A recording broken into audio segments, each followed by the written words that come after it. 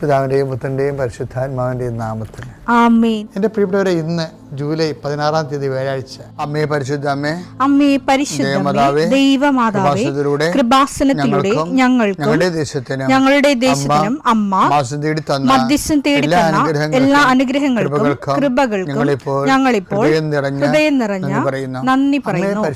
അമ്മേ പരിശുദ്ധമേ, ദൈവമാതാവേ, 2004 ഡിസംബർ 7-ാം തീയതി ഉച്ചകഴിഞ്ഞ് 2:30 കൃപാസനത്തിൽ സംഭവിച്ച അമ്മയുടെ പ്രത്യക്ഷപ്പെടലിനെക്കുറിച്ച് തിരുസഭയ്ക്ക് സമർപ്പിച്ചിരിക്കുന്ന പഠനരേഖകളുടെ മേൽ സഭാത്മകമായ പഠനം ആരംഭിക്കുവാൻ ഞങ്ങൾ പ്രാർത്ഥിക്കുന്നു. അമ്മേ പരിശുദ്ധമേ, ഭൂസ്വർലോകങ്ങളുടെ രാജ്ഞിയായ അങ്ങേയ്ക്ക് ഭൗമസംരക്ഷണത്തിനായി പ്രപഞ്ചപ്രകൃതിയെ തന്നെ തിരുസഭ പ്രതിഷ്ഠിക്കുവാൻ ഈ പ്രത്യക്ഷീകരണം വഴി ഇടയാക്കണമേ. പരിശുദ്ധമേ, ജപമാല മാതാവേ, സകല കൃപാസനം പ്രാർത്ഥനയോടും ചേർത്ത് ഞങ്ങളിപ്പോൾ പ്രാർത്ഥിക്കുന്ന ഈ കുടുംബത്തിന്റെ പ്രത്യേക നിയോഗം പറ മക്കളെ.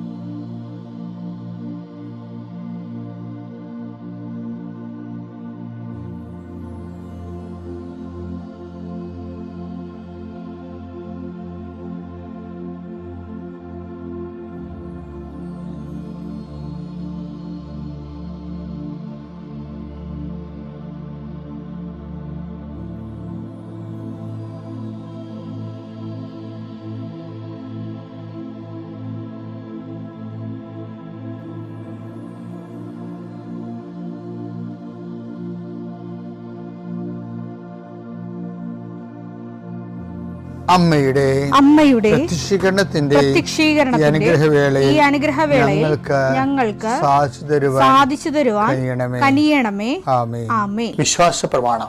സർവശക്തനായ പിതാവും ആകാശത്തിന്റെയും ഭൂമിയുടെയും സൃഷ്ടാവുമായ ദൈവത്തിൽ ഞാൻ വിശ്വസിക്കുന്നു.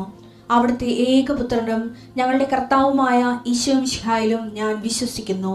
ഈ പുത്രൻ പരിശുദ്ധാത്മാവിനാൽ ഗർഭസ്ഥനായി കന്യകാമറിയത്തിൽ നിന്ന് പിറന്ന് പൊന്തിയോസ് പീലാത്തോസിന്റെ കാലത്ത് പീഡകൾ സഹിച്ച് കുരിശിൽ തറയ്ക്കപ്പെട്ട് മരിച്ച് അടക്കപ്പെട്ട് പാതാളങ്ങളിൽ ഇറങ്ങി മരിച്ചവരുടെ ഇടയിൽ നിന്ന് 3-ാം നാൾ ഉയർത്ത് സ്വർഗത്തിലേക്ക് എഴുന്നള്ളി സർവശക്തിയുള്ള പിതാവായ ദൈവത്തിന്റെ വലതുഭാഗത്തിരിക്കുന്നു. അവിടെ നിന്ന് ജീവിക്കുന്നവരെയും മരിച്ചവരെയും വിധിക്കുവാൻ വരുമെന്നും ഞാൻ വിശ്വസിക്കുന്നു. പരിശുദ്ധാത്മാവിലും ഞാൻ വിശ്വസിക്കുന്നു. വിശുദ്ധ കത്തോലിക്കാ സഭയിലും പുണ്യവാന്മാരുടെ ഐക്യത്തിലും പാപങ്ങളുടെ മോചനത്തിലും ശരീരത്തിന്റെ ഉയർപ്പിലും നിത്യമായ ജീവിതത്തിലും ഞാൻ വിശ്വസിക്കുന്നു. ആമേൻ. സുഖസ്ഥനായ ഞങ്ങളുടെ പിതാവേ, അങ്ങയുടെ നാമം പൂജിതമാകണമേ. അങ്ങയുടെ രാജ്യം വരണമേ. അങ്ങയുടെ തിരുമനസ് സ്വർഗത്തിലെ പോലെ ഭൂമിയിലും ആകണമേ. അന്നു വേണ്ടുന്ന ആഹാരം ഇന്ന് ഞങ്ങൾക്ക് തരണമേ. ഞങ്ങളോട് തെറ്റ് ചെയ്യുന്നവരോട് ഞങ്ങൾ ക്ഷമിക്കുന്നത് പോലെ ഞങ്ങളുടെ തെറ്റുകൾ ഞങ്ങളോടും ക്ഷമിക്കണമേ. ഞങ്ങളെ പ്രലോഭനത്തിൽ ഉൾപ്പെടുത്തരുതേ, തിന്മയിൽ ഞങ്ങൾ രക്ഷിക്കണമേ. ആമേൻ. നന്മ നിറഞ്ഞ മറിയമേ, സ്വസ്തി. കർത്താവ് അങ്ങയുടെ കൂടെ സ്ത്രീകളിൽ അങ്ങ് അനുഗ്രഹിക്കപ്പെട്ടവളാകുന്നു. അങ്ങയുടെ ഉദരത്തിൻ ഫലമായി ഈശോ അനുഗ്രഹിക്കപ്പെട്ടവനാകുന്നു. പരിശുദ്ധ മറിയമേ, തമ്പുരാന്റെ അമ്മേ, പാപികളായ ഞങ്ങൾക്ക് വേണ്ടി ഇപ്പോഴും ഞങ്ങളുടെ മരണസമയത്തും തമ്പുരാനോട് അപേക്ഷിക്കണമേ. ആമേൻ. കർത്താവേ, നിന്റെ ഉന്നതമായ നാമത്തിന് സ്തോത്രം ചെയ്യുന്നു. കർത്താവേ, നിന്റെ വിശുദ്ധ പൗരോഹിത്യത്തെ മഹത്വപ്പെടുത്തണമേ. കർത്താവെ, സഭയിലുള്ള സാന്നിധ്യം ദൃഢമാക്കണം. 40 വർഷം ഞാൻ അർപ്പിച്ച കൃപാസന ജീവനോടെ പ്രത്യക്ഷപ്പെട്ട മാതാവിൻ്റെ സാന്നിധ്യം, ഈ കൃപാസനത്തിൽ വന്നിറങ്ങി പ്രാർത്ഥിച്ചു പോകുന്ന ലക്ഷോപലക്ഷം മനുഷ്യരുടെ പ്രാർത്ഥനയുടെ ശക്തിയാൽ ഞാൻ ഇന്നത്തെ ദിവസത്തെ എൻ്റെ മക്കളുടെ ആവശ്യങ്ങളെ കർത്താവിൻ്റെ ദൃശ്യം സമർപ്പിച്ചുകൊണ്ട് ആശീർവദിക്കുന്നു. കർത്താവെ, അങ്ങയുടെ മക്കളുടെ മേൽ നിൻ്റെ തിരുമുറുപാട് മരുന്നുകരം വെക്കണമേ. എൻ്റെ കർത്താവിൻ്റെ ഉന്നതമായ നാമത്തിൽ ശിരസിൻ്റെ രോഗങ്ങൾ,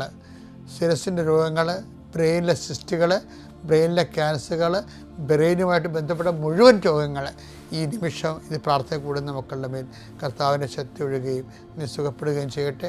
തൊണ്ടനൊമ്പരങ്ങൾ, അത്തോൺസൈറ്റുകൾ, തൈറോയിഡുകൾ, ശ്വാസകോശ രോഗങ്ങൾ, ഉദര രോഗങ്ങൾ, പിസ്തുല രോഗങ്ങൾ, PCOD രോഗങ്ങൾ, സർവാംഗവാത രോഗങ്ങൾ, വൃഷ്ണരോഗങ്ങൾ, കർത്താവിൻ്റെ നാമത്തിൽ ഉച്ചമുതൽ ഉള്ളങ്കാര് വരെ കർത്താവിൻ്റെ രക്തം പടരട്ടെ. മരുന്ന് ലേപനമല്ല, അങ്ങനെ വചനമാണല്ലോ അങ്ങനെ മക്കളെ സുഖപ്പെടുത്തുന്നത്.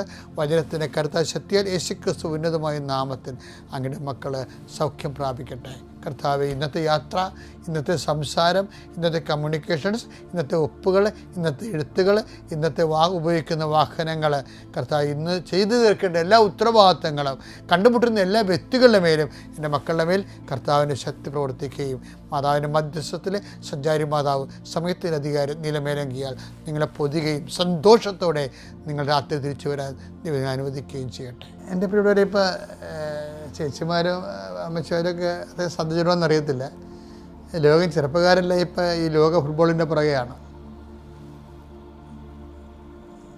അതായത് എനിക്ക് അതായത് ഈ കഴിഞ്ഞ ദിവസങ്ങളിലൊക്കെ ഫുട്ബോളിലെ പ്രധാനപ്പെട്ട രാക്ഷസന്മാരൊക്കെ പുറത്തായി. അതായത് പോർച്ചുഗൽ പുറത്തായി, ബ്രസീൽ പുറത്തായി, പിന്നെ ഇപ്പം നോർവേ കയറി വന്ന് ഇന്ത്യക്കാരെന്തുകൊണ്ടാണ് സെലക്ഷൻ കിട്ടാഞ്ഞതെന്ന് ഭയങ്കര ചർച്ച. നമ്മൾ 140 കോടി ഉണ്ടല്ലോ, അപ്പോൾ നമ്മളെക്കാളും 150 കൂടെ ഗ്രാസിയ അങ്ങനെ എന്തൊക്കെ ചെറിയ രാജ്യങ്ങളൊക്കെ ഇല്ലേ, അവർക്കൊക്കെ ലോക ഫുട്ബോളിൽ സെലക്ഷൻ കിട്ടി. നമ്മളിന്ന് പറയുന്ന പല രാജ്യങ്ങളും 94-96 സെലക്ഷൻ്റെ കാലത്ത് ഈ ഇന്ത്യ 7ാം സ്ഥാനത്തായിരുന്നു ലോകകപ്പ്. ആ ഇന്ത്യയിൽ നിന്ന് 144 പോയിരുന്നു.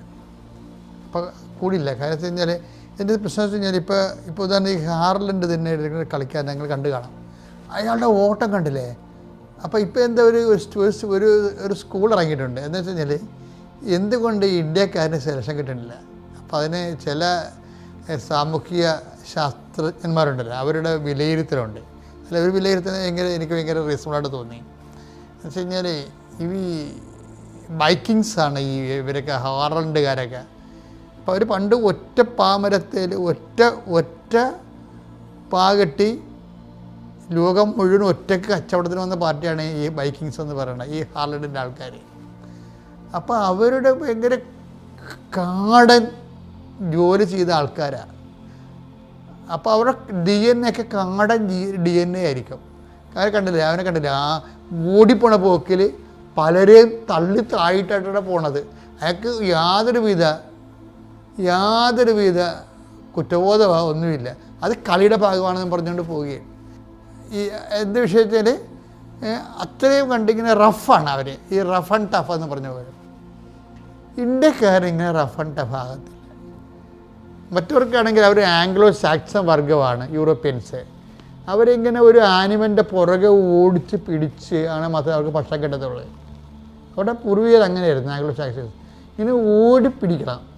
ചിലപ്പോൾ അതുമായിട്ട് കുത്തി ചിലപ്പോൾ ചത്തുപോയെന്നും വരും. ഇത്തിരി നേരം ഒരു നേരം കഴിക്കാൻ വേണ്ടി ജീവൻ പണയം വെച്ചാണ് അവർ ജീവിച്ചുകൊണ്ടിരുന്നത്. അത് കാരണം അവർ ഭയങ്കര എനർജറ്റിക്കാണ്. ആ ലോകം മുഴുവൻ അവർ കീഴടക്കിയില്ലേ. അത് ഇതുകൊണ്ടാണ് എല്ലായിടത്തും ചെല്ലുമ്പോൾ അവരുടെ രാജ്യമല്ലേ ഉണ്ടാകണത്. കപ്പലോട്ടക്കാരുടെ കാലത്ത് അവർ പിടിച്ചെടുത്താണിതെല്ലാം.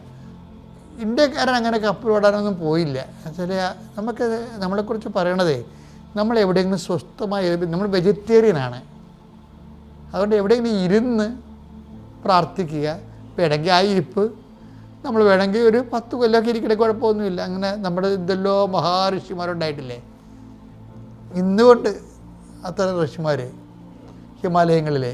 അപ്പോൾ നമുക്ക് എവിടെയെങ്കിലും ഇരുന്ന് ചെയ്യണ കാര്യങ്ങളാണ്. ഭക്ഷണം നമുക്ക് പാല് കിട്ടിയാൽ മതി, അല്ലെങ്കിൽ കുറച്ച് പഴം കിട്ടിയാൽ മതി. അതിന് വേട്ടയാടി പിടിക്കലൊന്നുമില്ല. സസ്യബുക്കുകളാണ് പൊതുവേ ഇന്ത്യക്കാർ. അതിങ്ങനെ ഒരു 2-3 ലക്ഷം കൊല്ലം ഈ DNA, ഈ ജീൻസ് ഇങ്ങനെ കൈമാറുമ്പോൾ നമ്മൾ ഇരിപ്പുകാരാകും. പക്ഷേ ഇരിക്കണ പരിപാടിക്ക് നമ്മൾ അധികം ഓടാത്ത കാര്യങ്ങളില്ലേ. ഇപ്പം ചെസ്സൊക്കെ ലോകത്തിൽ 1ാം സ്ഥാനമാണ് നമുക്ക് ചെസ്സിന്. എന്താ, ഇരുന്നാൽ മതിയല്ല. ഫുട്ബോളിൽ 90 മിനിറ്റ് ഓടണ്ട അങ്ങോട്ടും ഇങ്ങോട്ടും, എപ്പോഴും ഓട്ടത്തിലല്ലേ. എന്ത് ഓടം എന്ത് മറിച്ചത് നമുക്ക് അറിയാൻ പറ്റത്തില്ല. അപ്പം അതുപോലെ തന്നെയായിരിക്കും. പക്ഷേ ഇത് ഇങ്ങനെ ഒരു DNA, അല്ല ഡോർമൻ DNA, അതായത് സ്റ്റാറ്റിക് ആയിട്ടുള്ള എവിടെയെങ്കിലും ഇരുന്ന് ചെയ്യണ ജോലി. ക്രിക്കറ്റിലും നമുക്ക് സ്റ്റമ്പിൻ്റെ അടുത്ത് നിന്ന് ഇടക്കൊന്ന് അടിച്ചാൽ മതിയല്ല, ഒരു സിക്സൊക്കെ അടിക്കണ കുഴപ്പമൊന്നുമില്ലല്ലോ. അപ്പോൾ ക്രിക്കറ്റിൽ നമുക്ക് നല്ല സമ്മാനം കിട്ടിയിട്ടുണ്ട്. നമ്മളത്ര മോശക്കാരൊന്നുമല്ലേ. നമ്മുടെ DNA ഇങ്ങനെ എവിടെയെങ്കിലും ഇരിക്കുന്ന DNA ആണെന്നുള്ളത്. എന്താ ഞാനിപ്പോൾ ഇത് പറയാൻ കാര്യം, ഞാൻ നിങ്ങളെ ലോകകപ്പ് പഠിപ്പിക്കാൻ വന്നതല്ല. പക്ഷേ എന്താ പ്രശ്നം വെച്ച് കഴിഞ്ഞാൽ പ്രാർത്ഥനാ ജീവിതത്തെ ഇത് ബാധിക്കുന്നുണ്ട് ശരിക്കും, പ്രത്യേകിച്ച് ഉടമ്പടി ജീവിതത്തെ. എന്താ പ്രശ്നം വെച്ചാൽ ഉടമ്പടി ഈശോ ഈ പുതിയ നിയമത്തിൻ്റെ ആധ്യാത്മികത ഉദ്ഘാടനം ചെയ്തപ്പോൾ ഈശോ പറഞ്ഞ് ഈ പഴയ മെഷർ കൊണ്ട് നടക്കത്തില്ല കേട്ടോ, പുതിയ വീഞ്ഞാണിത്, ഇത് പഴയ തോൽക്കുടത്തിൽ കൊണ്ടുപോയി വെക്കരുത്.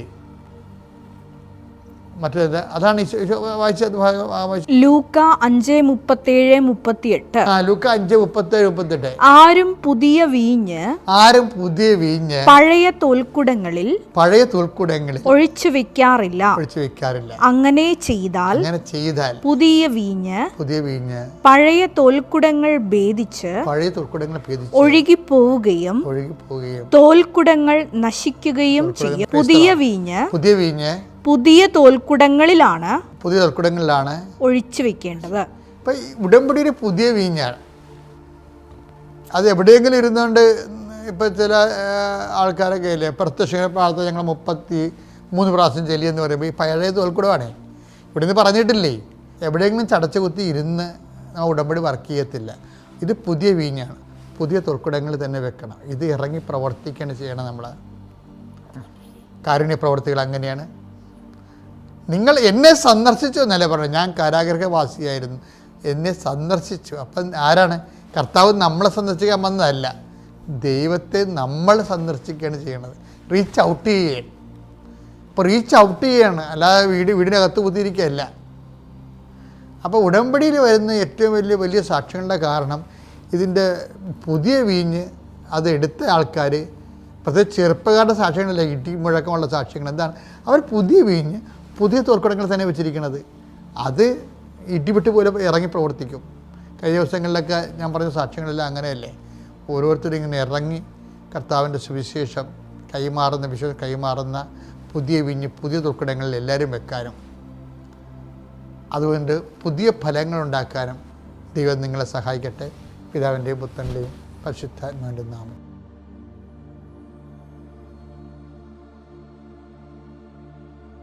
അത്യപൂർവ ദൈവാനുഭവങ്ങൾ ഇനി നിങ്ങൾക്കും സ്വന്തം.